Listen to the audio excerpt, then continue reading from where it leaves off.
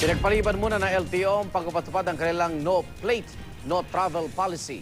Humingi pa kasi ng karagdagang oras sa mga car owner para kunin ang kanilang mga bagong plaka. May live report si Micaela Papa. Mika? Yes, Igan, ito balita na maaring ikatuwa ng mga motorista dahil ipinagpaliban muna ang pagpapatupad ng no plate, no travel policy ng Land Transportation Office. Ito ay matapos makiusap ang mga automobile manufacturer at dealer na bigyan sila ng mas mahabang panahon para kunin ang kanilang mga bagong plaka. Sa ilalim kasi ng bagong policy na dapat ay patutupad ngayong August 1, pagbabawalang bumiyahe ang mga sasakyang walang plaka at maaari pang pagmultahin ng 5,000 pesos kapag nahuli.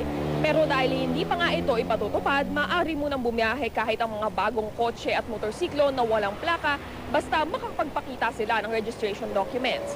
Hati naman ang opinyon ng mga motorista na aming nakausap tungkol sa pag-postpone ng bagong policy dahil hati rin ang kanilang pananaw kung tama ba o hindi ang no plate, no travel rule. Hindi naman tama yun kasi paano yung mga nakabili ng bagong sasakyan, di ba? Hindi pwede silang bumiyahe. Siguro tama lang yung may conduction sticker naman sila. Eh sana bilisan nila yung process nila. Lalo na kapag in case of emergency rin, di ba? Pag walang plaka, dapat no travel talaga. Dapat bawal bumiyahe talaga. Anong pangalit doon? May plaka, walang plaka? Siyempre, pag nadisgrasya, Igan, abiso ng LTO sa publiko ang tabayanan ng kanilang anunsyo ng panibagong petsa ng pagpapatupad ng no plate, no travel policy. Igan? Maraming salamat, Micaela Papa.